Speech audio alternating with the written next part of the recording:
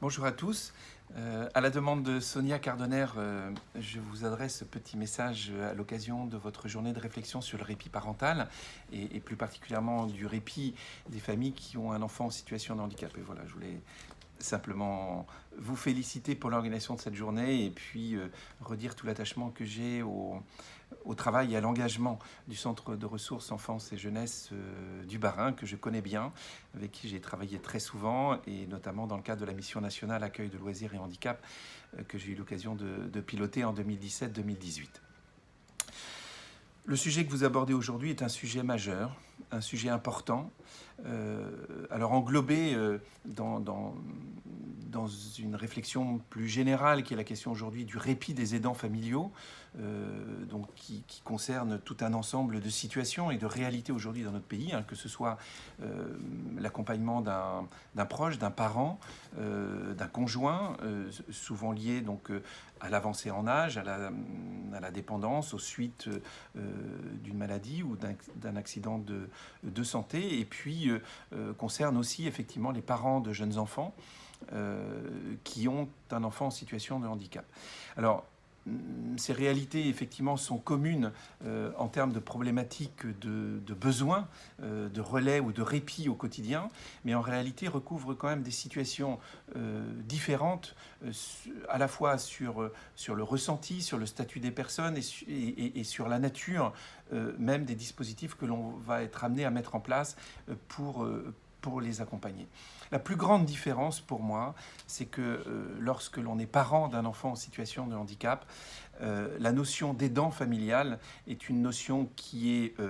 compliquée à intégrer, à comprendre, parce qu'on est avant tout un parent. Et je dirais même que le devoir que nous avons dans l'accompagnement des familles est justement de tout faire pour que ces parents restent des parents et surtout ne deviennent pas des aidants.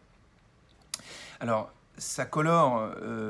d'une certaine façon cette approche du sujet du répit, qui d'ailleurs est aujourd'hui un sujet aussi plus global sur la question du répit parental, puisque la Caisse nationale d'allocation familiale et l'ensemble des CAF aujourd'hui mènent des réflexions sur le sujet du répit parental en général, donc considérant qu'aujourd'hui, lorsque l'on est parent, sans même parler de handicap, il y a des situations où on peut être en difficulté. On parle aujourd'hui de burn-out parental, c'est-à-dire où il peut y avoir des situations où on a besoin de relais, de répit pour pouvoir souffler, reprendre des forces, prendre du recul, déposer intense les difficultés que l'on rencontre. Pour ce qui concerne les parents qui ont un enfant en situation de handicap, je voudrais juste distinguer quand même deux choses. Il y a ce qui relève du besoin de répit, c'est-à-dire de pouvoir faire une pause dans cette gestion quotidienne des conséquences du handicap et des répercussions du handicap sur la vie de la famille, c'est-à-dire en fait c'est le même besoin que tous les parents, mais accru et d'une intensité évidemment beaucoup plus forte et beaucoup plus importante en fonction aussi de la nature et de la gravité du handicap de son enfant. Mais il y a un deuxième regard que l'on peut porter sur la question du répit et qui, selon moi, n'est pas du répit. Ce sont les conséquences de l'absence ou de l'insuffisance de prise en charge scolaire ou médico-sociale. Et là, ce n'est pas du tout la même chose, parce que autant on peut considérer que c'est la solidarité nationale qui doit être aux côtés des familles dans cette intimité de la sphère familiale où parfois on se sent épuisé, fatigué et on a besoin d'aide, on a besoin de relais, on a besoin de répit. Mais lorsqu'il s'agit de faire face aux conséquences d'une insuffisance ou voire même d'une absence de prise en charge scolaire ou médico-sociale, on n'est plus du tout dans le même regard, dans le même rapport, puisque là, il s'agit en réalité d'une défaillance de la société, une défaillance de l'État, une défaillance des pouvoirs publics, y compris des collectivités territoriales en ce qui concerne l'accès aux structures petite enfance et aux accueils de loisirs, et une sorte de déni du droit des parents d'enfants en situation de handicap à pouvoir bénéficier des mêmes solutions que tous les autres parents. Et aujourd'hui, donc, se superposent deux niveaux, une insuffisance ou une absence de prise en charge scolaire ou médico-sociale, et le cas échéant, en plus, la difficulté d'accès à un mode de garde collectif, un mode d'accueil collectif, petite enfance, périscolaire ou extrascolaire. Et là, ce qui serait dangereux, c'est de considérer que ce serait un besoin de répit dans ce cas-là, puisqu'on peut reconnaître qu'il est quand même assez difficile de venir au-devant des familles qui se trouvent privées de solutions d'accueil qu'ont tous les autres parents, en leur disant qu'on va leur proposer des solutions de répit. Dans ce cas-là, ce n'est pas de solution de répit dont elles ont besoin, mais bien d'une solution de prise en charge réelle, effective, scolaire ou médico-sociale sur le temps habituel de la scolarité, et d'un accès universel de l'ensemble des familles qui ont un enfant en situation de handicap au mode d'accueil collectif périscolaire et extrascolaire. Donc c'est important de faire cette distinction, puisque aujourd'hui on a un peu tendance à considérer que les familles ont besoin de répit du fait de la difficulté au quotidien du handicap de son enfant, mais en réalité aujourd'hui, si les familles sont épuisées, c'est à la fois par ce quotidien, j'en conviens, mais aussi par ces situations de discrimination, ces situations où la famille n'a pas accès aux mêmes services, aux mêmes droits, aux mêmes solutions que tous les autres parents en matière de scolarité et d'accueil périscolaire et extrascolaire. C'est important de poser ce préambule de manière à pouvoir s'attacher réellement à la question du répit, comme pour tous les autres parents dans notre pays. Dans une étude que l'on a faite récemment, à l'automne dernier, auprès d'un petit peu plus de 2000 familles que nous avions accompagnées pendant le confinement dans le cadre de l'opération Tous Mobilisés, pour ce qui relève du besoin de répit, c'est-à-dire à l'intérieur de la sphère familiale, c'est-à-dire dans tous ces temps d'organisation de la vie de famille à la maison, lorsque l'enfant est de retour de l'école ou de l'établissement, donc de soirées, de week-ends, de vacances scolaires, les familles estiment, alors disent d'abord que leurs besoins prioritaires, c'est le week-end et les vacances scolaires. C'est principalement sur ces temps-là que les familles ont besoin de relais ou de répit, et estime en moyenne ce besoin à 5 heures par semaine, donc ce qui représente à peu près 300 heures par an. Évidemment, là, je ne compte pas ce dont je parlais tout à l'heure, c'est-à-dire de l'inaccessibilité aux structures d'accueil périscolaire et extrascolaire, et éventuellement au temps de prise en charge à temps partiel à l'école ou en établissement, où là, évidemment, dans ces cas-là, le nombre d'heures en termes de besoins augmente considérablement. Sur les dispositifs qui aujourd'hui se mettent en place pour l'accompagnement des familles en matière d'accès au répit. Donc on voit aujourd'hui beaucoup d'initiatives qui se développent, et c'est tant mieux, et c'est votre cas sur le département. Mais aujourd'hui, on peut noter une tendance assez forte, très majoritaire, de dispositifs qui sont essentiellement informatifs, c'est-à-dire qui indiquent aux familles les droits auxquels elles peuvent prétendre. Donc, ils vont les informer sur le congé des aidants, qui vont les informer sur les dispositifs de répit parental des caisses d'allocation familiale, qui vont peut-être leur indiquer un certain nombre d'aides possibles, comme par exemple dans la prestation de compensation auprès de la MDPH, et vont, notamment pour un certain nombre de dispositifs sur Internet, qui vont aussi recenser les initiatives qui existent au niveau local et que les familles peuvent contacter. C'est important, c'est nécessaire, mais ce n'est pas suffisant. Pourquoi ? Parce que lorsqu'on parle de répit, on sous-entend derrière une situation de fatigue,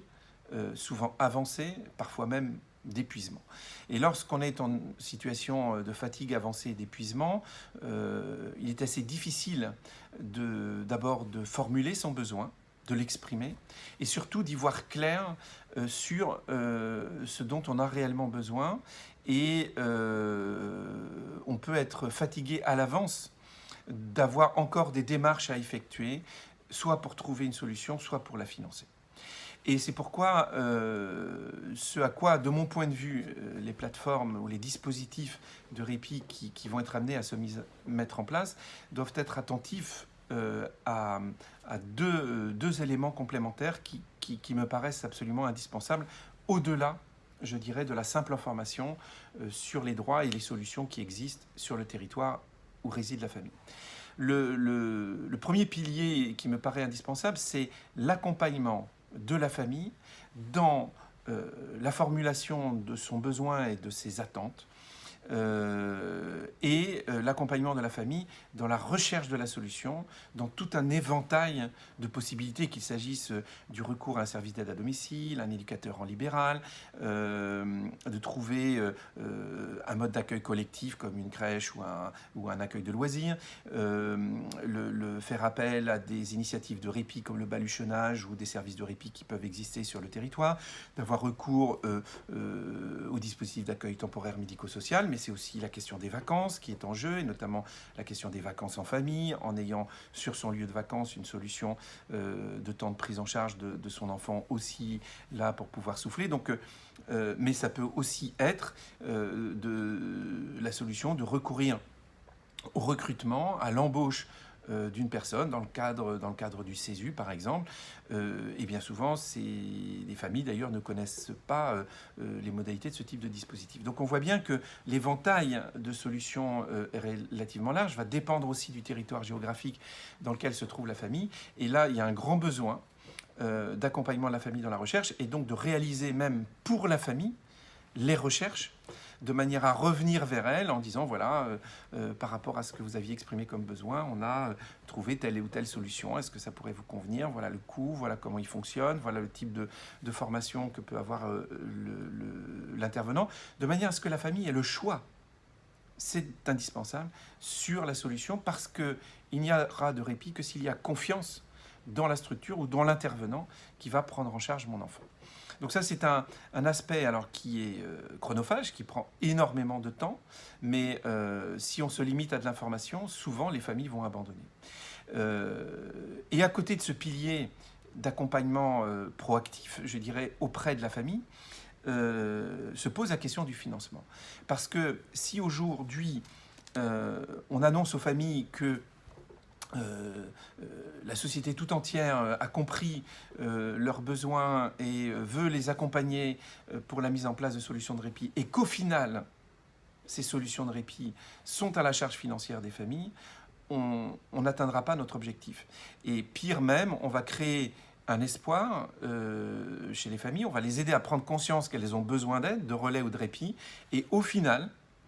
elles vont se rendre compte que ces solutions ne seront pas possibles parce qu'elles n'en auront pas les moyens financiers. Même d'ailleurs pour les familles, enfin pour les solutions qui sont éligibles au crédit d'impôt, dans l'étude que l'on a menée, 40% des familles disent qu'elles n'ont pas la trésorerie suffisante pour faire l'avance du financement des solutions de répit dans l'attente du remboursement par l'État du crédit d'impôt. Donc la question financière est un sujet extrêmement important et qui nécessite, à chaque fois que l'on met en place une plateforme de répit ou une solution de répit, c'est d'avoir pensé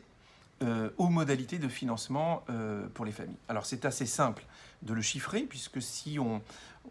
part de cette moyenne qui est indicative, hein, je ne prétends pas qu'elle est une valeur, une référence absolue, mais si on estime ce besoin qui peut être tout à fait entendable, hein, d'à peu près 5 heures par semaine, ce qui n'est pas beaucoup, ça représente à peu près 300 heures par an. 300 heures par an, si on considère que le coût moyen d'une intervention au domicile des familles est à 25 euros de l'heure,